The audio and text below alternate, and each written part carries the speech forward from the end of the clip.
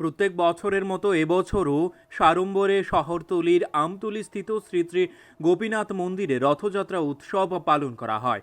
এদিন সকাল থেকেই মন্দির প্রাঙ্গণে ছিল ভক্তবৃন্দদের উপচে পড়া ভিড়। সকাল থেকেই চলে জগন্নাথ দেবের উদ্দেশ্যে বিশেষ পূজার্চনা এবং নামকীর্তন, চলে গীতা পাঠও।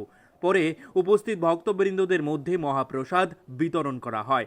একটি সুসজ্জিত রথে বসিয়ে জগন্নাথ, বলরাম এবং সুভদ্রাকে এলাকার বিভিন্ন পথ পরিক্রমা করানো হয়। উপস্থিত ছিলেন এলাকার বিধায়ক তথা বিধানসভার উপাধ্যক্ষ রামপ্রসাদ পাল সহ আরও অনেকে।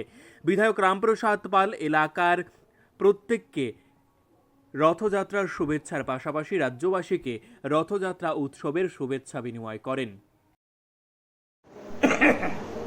আজকের দিনটির প্রাসঙ্গিকতা নিয়ে যদি একবার বলুন।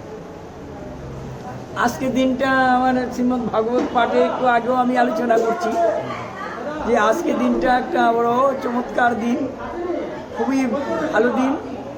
এমন দিন খুবই কম হয়, কারণ আজকের দিনে গৃহপ্রবেশ, ব্যবসা বাণিজ্য যাত্রা, গাড়ি যাত্রা, যে কোনো শুভকর্ম আজকের দিনটার মতন আর দিন পাওয়া যায় না।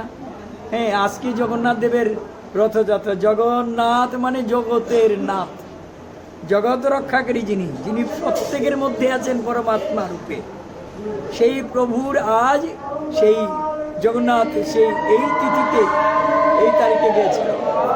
কাজেই এই ক্ষুদ্র অনুষ্ঠান মধ্যে যে আপনারা এই চ্যানেলের নামটা জানি কি, আচ্ছা, এই চ্যানেলের মাধ্যমে যে আপনারা সেই আমাদের এই প্রচারটা সর্বত্র সরিয়ে দেওয়ার জন্য আপনারা অনুগ্রহ করেছেন, আমার গোপীনাথ আশ্রমের তরফ থেকে আমি প্রতিষ্ঠাতা এবং সেবায়িত, আমার অন্তর থেকে আমি সে অভিনন্দন জানাচ্ছি আপনাদের। আচ্ছা, এলাকার বিধায়ক কি আজকে থাকবে? এলাকার বিধায়ক, হ্যাঁ, আজকে বিধায়ক নিমন্ত্রিত আছে। উনি প্রধান অতিথি হিসেবে ছিলেন। খুবই ব্যস্ত ওনার কর্ম, খুবই। কালকে বিশাল অনুষ্ঠান গেছে, চিফ মিনিস্টার ছিল। আজকে উনি আসবেন, কথা দিয়েছেন 4:45 উনি প্রবেশ করবেন। রথটা কখন বেরোবে? একদম 4 টাকা। কোথায় যাবে? যাবে ইউনিভার্সিটি, তুলসীপুর, তারপরে সঙ্গ বারকাট নিবাসী ভক্তপ্রবর ট্রান্সপাল মহোদয়ের বাড়ি। কততম আজকের আপনাদের এটা কত বছর পূর্তি হলো?